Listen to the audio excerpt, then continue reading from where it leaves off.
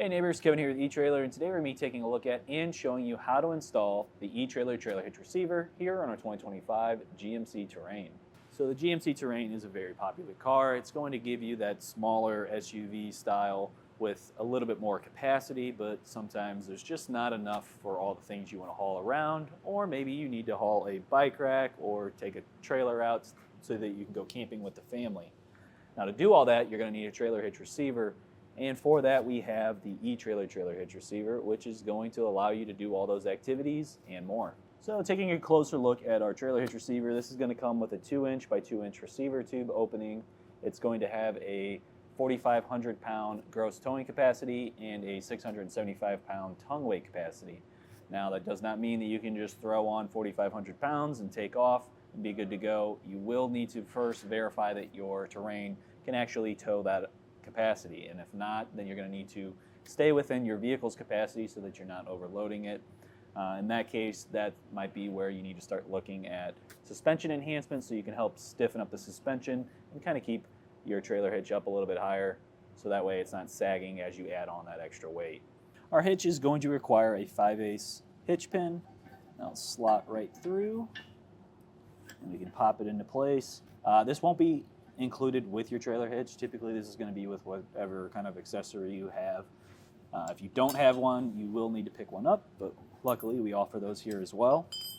And then to check out our safety loops, see what kind of accessory you can use for the safety chain. So clevis kind of fits, but it is a little clunky here.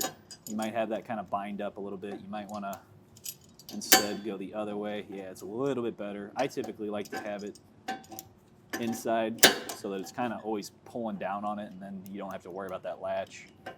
As far as S-hooks, that should slip right in, no problem. Real easy either way, and still have a little bit of room so it can kind of flow back and forth as you make turns. Some other accessories you might want to consider is a trailer wiring harness, and what that's going to do is allow you to transfer your light signals back to the trailer that you're hauling, or if you want to add lights to a bike rack because the wheels are kind of blocking your tail lights and you need better visibility. Now this hitch does not come with a mounting plate for that, so what you'd want to do is pick up a no drill bracket and then also whatever style connector you go with, whether it's a 4-pole or 7-pole mounting bracket, and you would attach that to that, and then that would probably hang right about here. I usually try to mount it on the driver's side.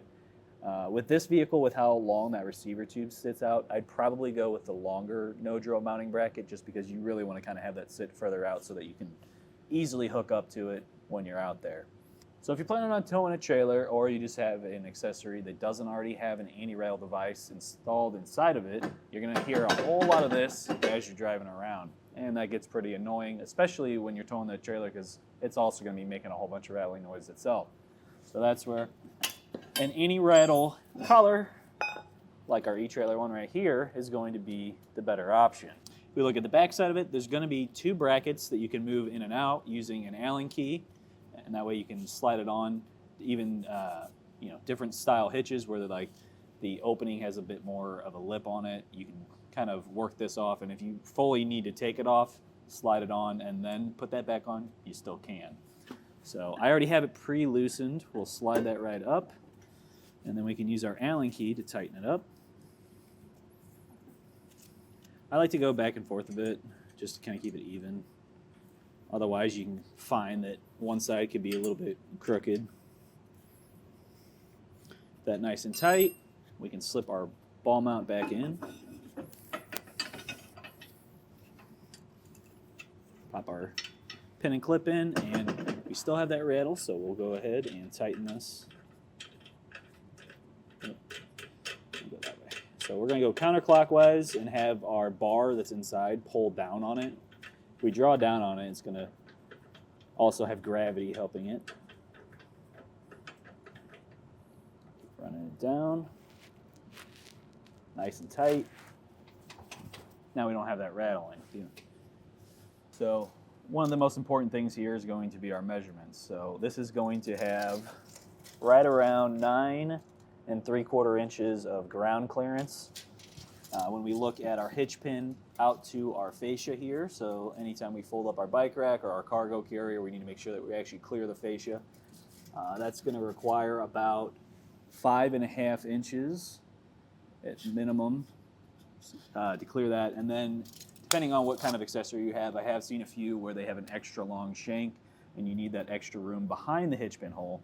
There's about 8.5 inches all the way from that center of that hitch pin hole to the rear of our receiver tube. As far as the installation goes, this is something that you could easily do yourself at home.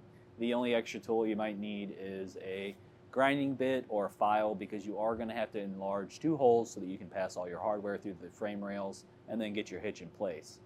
Along with that, you might want to have an extra set of hands, so grab your buddy or your spouse and have them help you lift that hitch up into place and get it mounted. But let's go ahead and show you how we got it done. Start off our installation. I've ran a cam strap from coil over to the coil, and what that's going to do is help support our exhaust once we lower that. Before we can get to our exhaust though, we're going to have 2 screws that we're going to need to take out, and these are going to require a T15 Torx bit to do.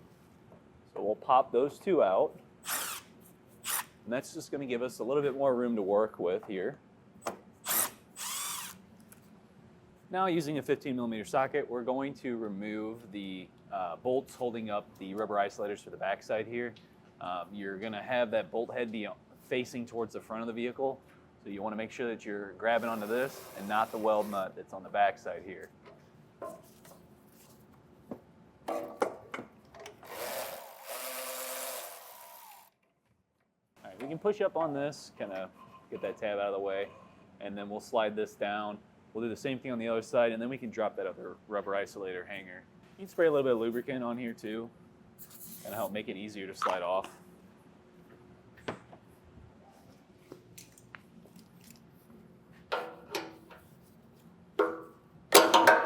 Right out, and then our cam strap is going to help hold that up. If you want to, you can also just pop these off, just have them out of the way, but I think we'll probably just leave them on, because honestly this hitch is going to be super easy to just pop right up in.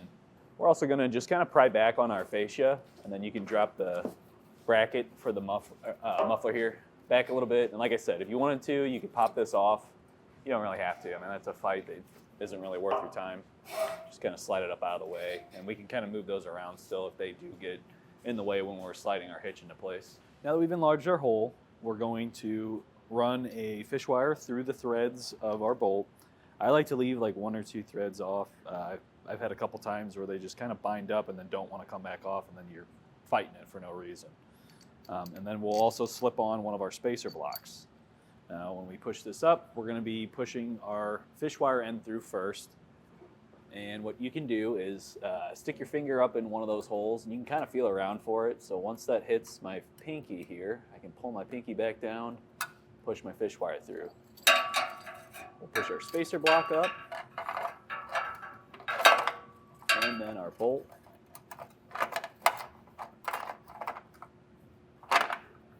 And we'll pull that into place. I'm going to have to move that spacer block a little bit. I can kind of feel it's catching something in here because our bolt's not sticking straight down. You can see it's angled out. So you might have to just wiggle it around. There we go. Now it's sitting in, and I've gone that full length down because on our bolt head, right before the threads, is a square, and that matches up with our spacer block so that when we put our flange nut on and tighten it down with the hitch, it's got something where it's going to hold it in place. With that first one in place, we're just going to repeat the same process to each of our holes. So there's going to be this front one right here, and then there's going to be another back one as well. And so we're just going to get these other 5 bolts in place, and then we can lift our hitch. All right, with our extra set of hands, we're going to lift our hitch into place. I found it a little bit easier if you get the right side in first, then you can kind of fight past the fascia here.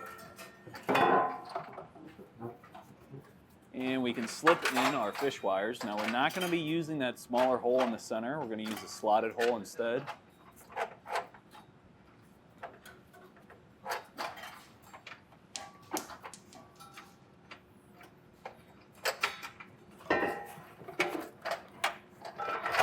And we can lift it up.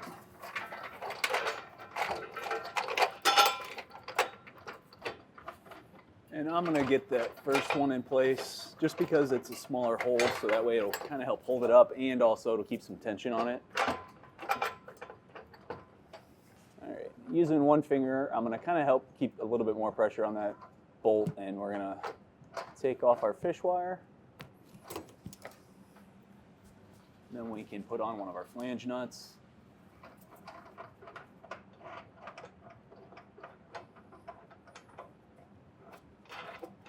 And that's going to help hold it in place while we get the others in.